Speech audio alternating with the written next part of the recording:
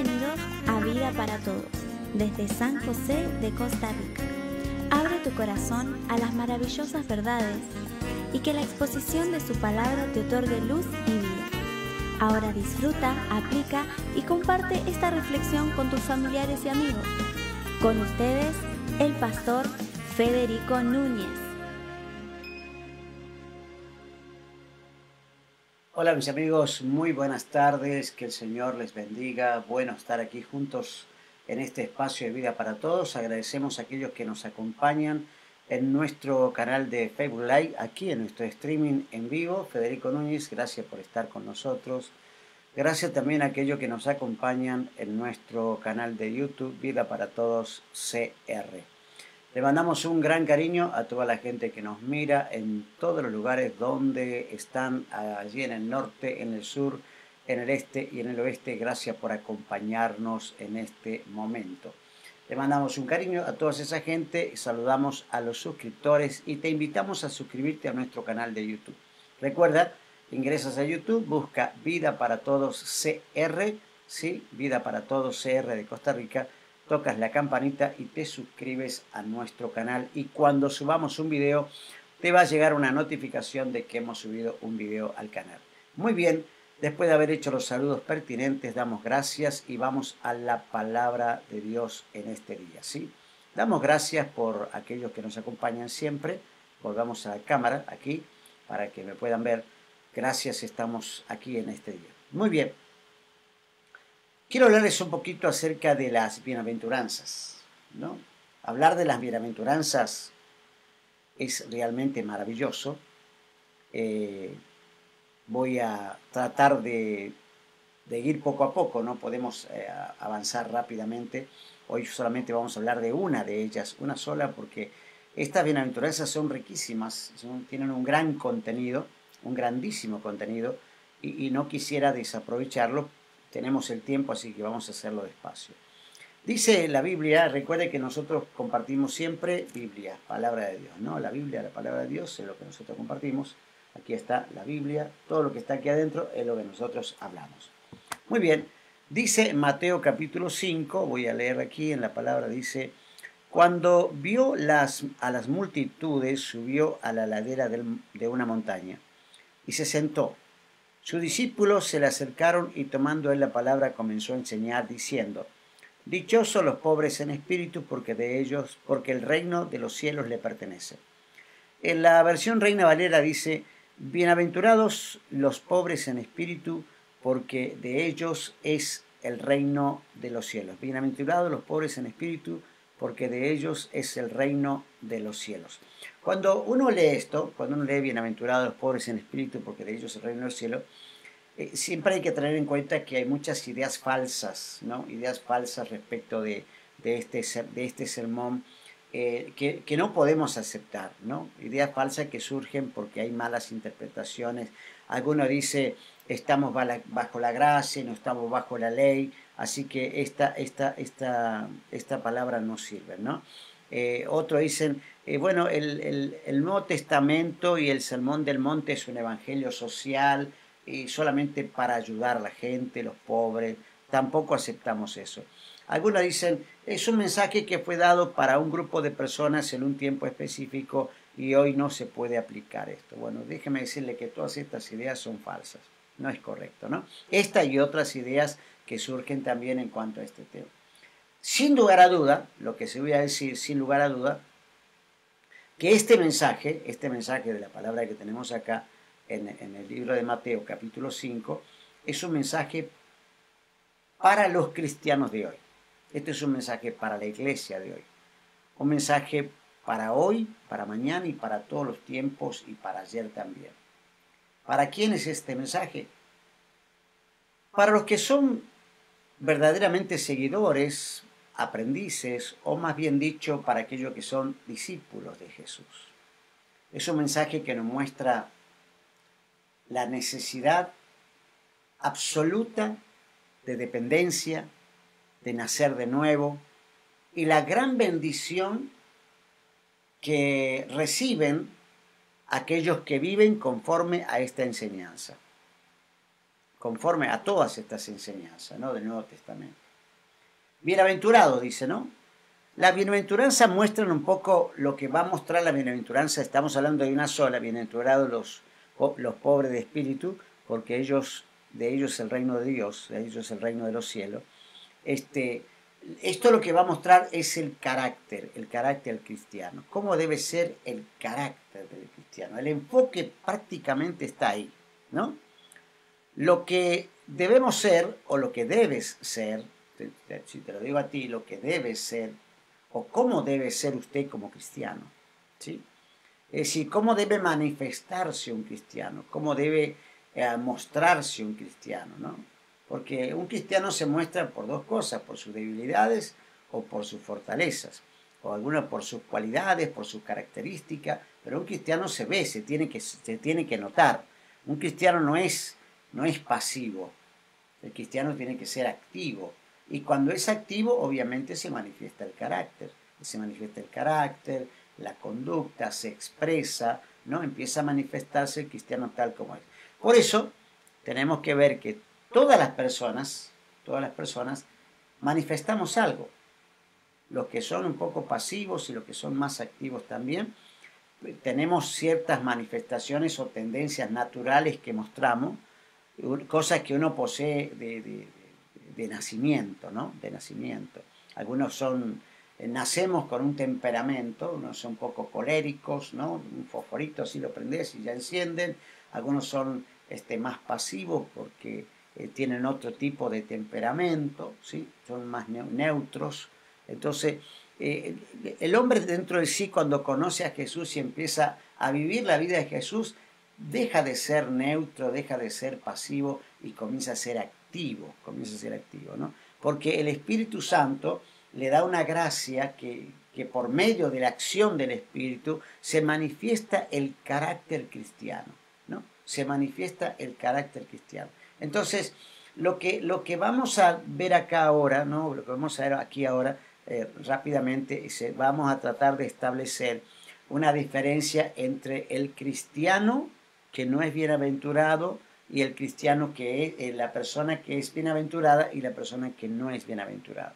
La persona que vive para sí y para el mundo y la persona que vive en este mundo pero para la gloria de Dios. Entonces, aquí la diferencia va a estar entre, dice, los bienaventurados, porque si hablamos de bienaventurados, también hablamos de los no bienaventurados, ¿no? Porque aquí está hablando de un tipo de personas. Los que confían en sí mismos y en su capacidad no están en esta lista. Los que confían en Dios y en su gran poder son los bienaventurados. La diferencia entre los que viven en el reino de las tinieblas, ¿sí? y entre los que viven en el reino de Dios, los que viven en el reino de Dios y los que obedecen y acatan la voluntad de Dios, esos son los bienaventurados. Claro, bienaventurados los pobres en espíritu, porque de ellos es el reino de los cielos. Pero bueno, comencemos. Bienaventurados. Es un adjetivo calificativo que identifica a una persona o a un grupo de personas que por especial se califican, digamos, que son felices. Algunos traducen esta palabra, la traducción de bienaventurados es felices, dichosos, afortunados, pero esta traducción felices, afortunados o dichosos, en realidad uno se queda medio que no llega a la totalidad de la definición si uno solamente dice que es eso, porque esta felicidad, ¿sí? Que no quiere decir buena suerte, ¿no? Es decir, bienaventurado, tuviste buena suerte, no tiene que ver con la buena suerte. ¿Por qué? Primero que nada, no es una felicidad pasajera. El que es bienaventurado no es bienaventurado de manera temporal, sino que es bienaventurado de manera permanente. No es como el gozo que se obtiene cuando usted festeja el campeonato de su equipo favorito, o cuando usted termina una carrera y le entregan el título, o cuando usted gana algo y le entregan un premio, o cuando a usted le dan un ascenso y usted festeja un ascenso de un cargo, ¿no? O por obtener algún tipo de beneficio, usted se alegra, y eso es momentáneo, temporal. Cuando la Biblia dice bienaventurado, es la felicidad completa, verdadera, que no es producto que no es el resultado del esfuerzo humano, sino que viene directamente del cielo. Es el producto de Dios, es la bendición de Dios, es la bendición de Dios, ¿no? Ustedes recuerdan el libro de Proverbios, en el capítulo 10, en el verso 22, dice: la bendición de Jehová es la que enriquece y no añade tristeza con ella. Qué hermoso versículo. La bendición de Jehová es la que te bendice. La bendición no viene del mundo. La bendición no viene de mis logros, de mis capacidades. La bendición viene directamente de Dios. Es decir, yo soy bienaventurado cuando recibo una bendición del cielo. Y las bendiciones de Dios no pasan.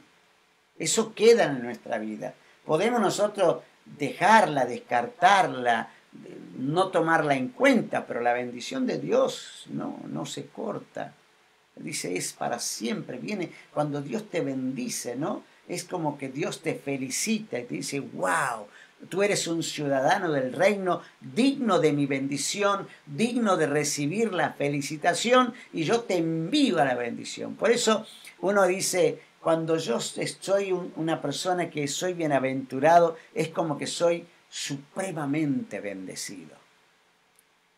Supremamente bendecido. ¿Por qué? Porque me bendijo el Supremo.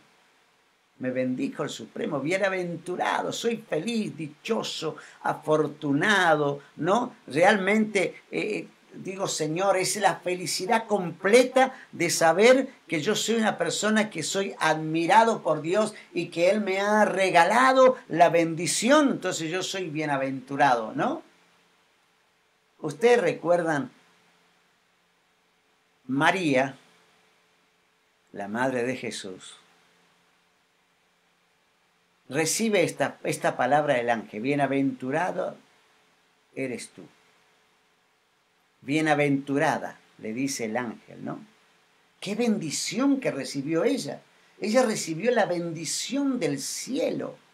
Bueno, la misma bendición, déjame decirte, la misma bendición, porque es el mismo Dios, ¿sí? La misma unción, la misma bendición, es la que el Señor trae al entender que Él te respeta, te admira y envía sobre ti bendición, como diría el salmista, y vida eterna. Entonces dice, yo soy bienaventurado, bienaventurado, entender, enormemente bendecido, una bendición que viene del Dios eterno, del Dios supremo, que viene desde la eternidad. Es una bendición que viene del Altísimo, del Creador, ¿no? No es un logro humano. Los logros humanos son pasajeros, efímeros, no duran nada, dura tanto como dura el pestañeo de un ojo, ¿no? Así que no son bienaventurados los que tienen logros humanos. Por otro lado, alguno puede pensar, al hablar de bienaventurados los pobres en espíritu, que son bienaventurados los que tienen carencia de dinero, porque son pobres. Pero como dice pobre de espíritu, no se está refiriendo a dinero. No se trata de saqué un buen porcentaje de una venta, hice un buen negocio y realmente soy bienaventurado porque, wow, hice un negocio grandísimo, redondo. No, eso no es nada. Comparado con la suprema felicidad, con la felicitación de Dios que dice, te toco, a ti te voy a tocar. Te voy a tocar. Usted quiere que Dios lo toque. Cuando Dios te toca, usted es bienaventurado o bienaventurada. Aquellos que recibieron la sanidad, por ejemplo, de su cuerpo, son bienaventurados o bienaventuradas.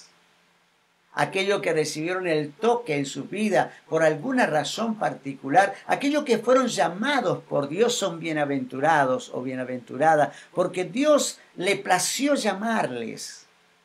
Son bienaventurados, supremamente bendecidos, supremamente bendecidos. Qué bueno que es saber que yo soy una persona bienaventurada porque el Hijo de Dios, envió su espíritu que entró en mi corazón. Es decir, yo digo, yo tengo a Jesús en mi corazón. Usted es bienaventurado. Si vos tenés a Jesús en tu corazón, tenés el toque de Dios, si vos estás lleno del Espíritu Santo, sos bienaventurado. Pero sigamos un poco con la bienaventuranza, no solamente con la palabra. Dice, bienaventurados los pobres en espíritu. Yo creo que Jesús logra captar al iniciar, cuando allí en la montaña, yo creo que sentado, Él está dando este sermón, Él está dando este discurso, y por un momento Él está tratando de captar la atención en el lugar donde está, seguramente en una montaña, en un lugar abierto, en un valle, no sé, sentado sobre una roca está el Señor, declarando algo totalmente distinto a lo que la cultura y la mente de la época tenía. Los judíos solían decir que los pobres era una maldición, ser pobre era una maldición. Bueno, hoy todavía se dice esto, ¿no? Hoy todavía en algunos pregonan y predican que ser pobre es una maldición porque el diablo te tiene atado y porque vos no entendés la gracia de Dios y porque sos pobre, sos maldito, ¿no? Sos maldito.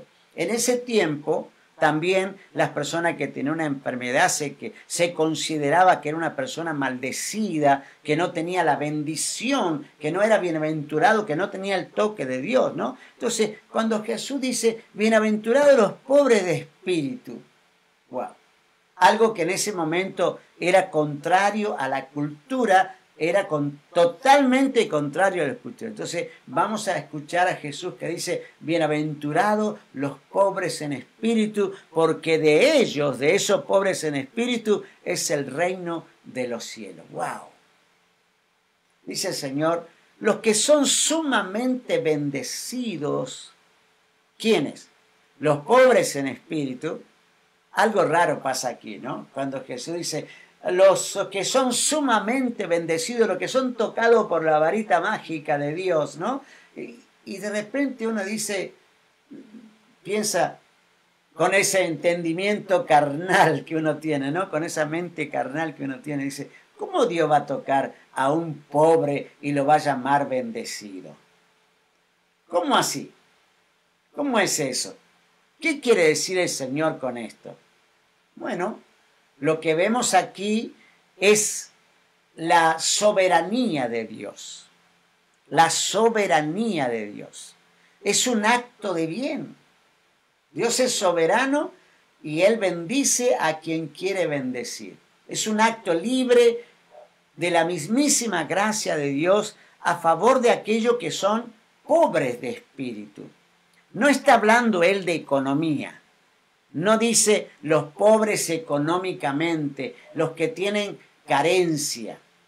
Porque si eso fuera así, los que tienen carencia son bienaventurados, estaríamos diciendo que ser pobre garantiza ser una persona espiritual. Y no es así. Ser pobre no te garantiza ser espiritual, para nada. Y yo creo que esto lo hemos evidenciado, ¿no? Jesús dijo, a los pobres los tendréis siempre con vosotros. Es decir, esa frase contradice a esta frase. Pareciera, ¿no? Pero no está hablando, en aquella ocasión hablaba Jesús de los pobres carentes de.